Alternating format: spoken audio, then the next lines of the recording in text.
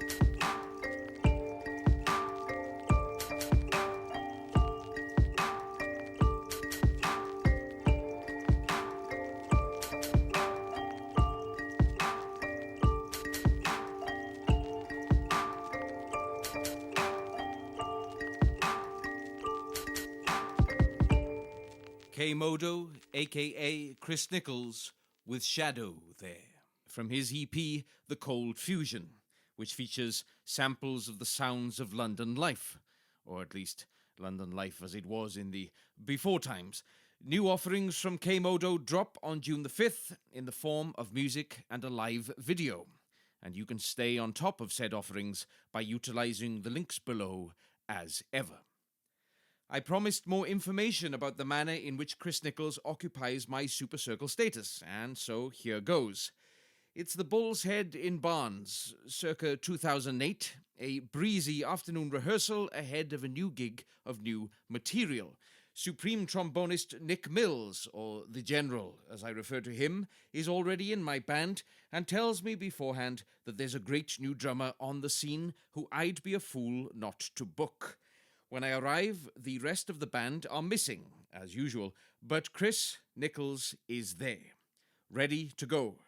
Drums set up, all the music parts I'd sent through in order and on the stand, and a warmer, more dedicated soul you'd be hard-pressed to meet. When the rehearsal took off, I quickly came to know why Nick Mills had suggested him, a drummer and a human being of such variety and grace that the set took on a whole new meaning on the first run-through. Chris ended up playing on my Moving Is Living record, and we found ourselves on the same stage many a time in the years since that first blind date rehearsal. A rehearsal, as I recall, that was for my first jazz festival gig. A gig that was so hot, it was somewhat abruptly ended by the unleashing of an unceasingly alarming fire alarm. But that's another story for another time. Links below as ever, folks, and be sure to check out the aforementioned June 5th drop. So what's going on? Well, as we approach International Dylan Thomas Day on May 14th, and indeed the one-year anniversary of the release of my record of Dylan poem recitations, The Air That Drew Away, on the forthcoming anniversary of my birth, May 12th, I, the Voicing the World bunker crew, and the Dylan Thomas family have been discussing ways in which I might mark said occasion. I'm pleased to say we have now settled upon the following course of action. Therefore, next Thursday, International Dylan Thomas Day itself, in place of our regular style of Noisecast, I shall present a Noisecast special on the poetry of Dylan Thomas, with recitations, explorations, and otherwise therein, in line with that which I delivered at the London Poetry Society last year, but of course with some updated reference points, shall we say, given the somewhat altered nature of our present existence. Speaking of poets, I note this evening that the world lost the great Michael McClure today. I mentioned Jack Kerouac in last week's show, and McClure, like Kerouac, was considered one of the founding members of the so-called Beat Generation, as well as of the San Francisco Renaissance, as was. His poetry, to paraphrase McClure himself, dove through time and space like dolphins through the waves. I owe a great deal of my own beat sensibility to his more ethereal works, and I'm reminded this evening of a quote from actor Dennis Hopper, who said of McClure, "Without his roar, there would have been no 1960s. I've included a link below to check out McClure's site, and warmly encourage you to check out his poems, plays, and recorded voice works. Back to music now, back to New York City, and back to 2008.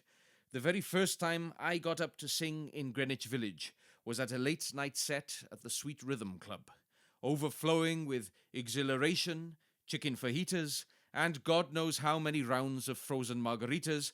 I was ready for my New York debut.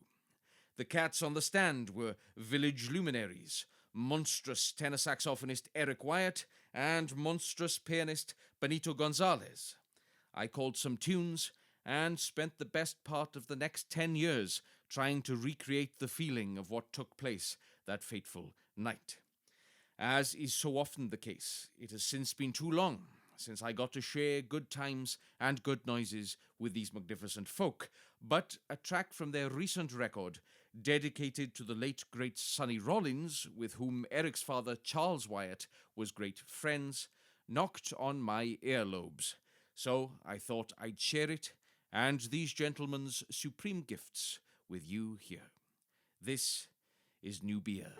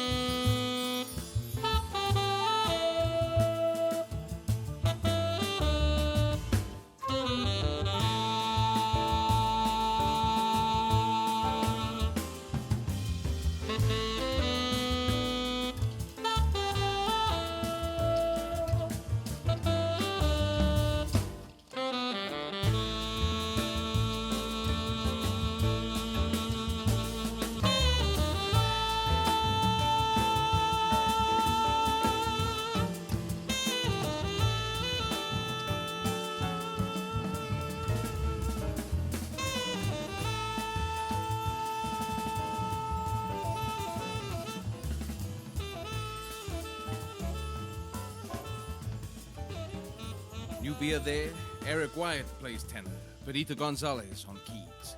From their record, The Golden Rule for Sonny. Links below once again, folks, and please make your enjoyment count.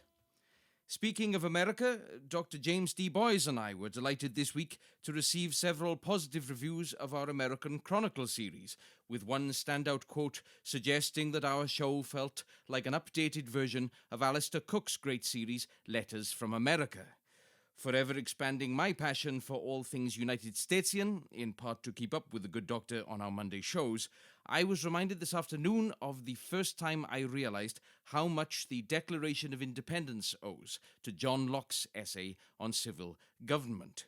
It was Locke who wrote of life, liberty, and property, for example, taken one step further in the Declaration, of course, by replacing property with the pursuit of happiness. In another such example, Locke's proposal that people who are more disposed to suffer than to right themselves by resistance are not apt to stir, became in the Declaration, all experience hath shown that mankind are more disposed to suffer while evils are sufferable, than to right themselves by abolishing the forms to which they are accustomed. The more I speak remotely to people in this hour of history, the more affirmed my sense that so many of the forms of operation to which we were all accustomed before this pandemic hit were forms to which we had become disposed to suffer. And that now, more than ever, we should be acutely cautious as to which elements are worthy of restoration and reinstatement, and which should be abandoned.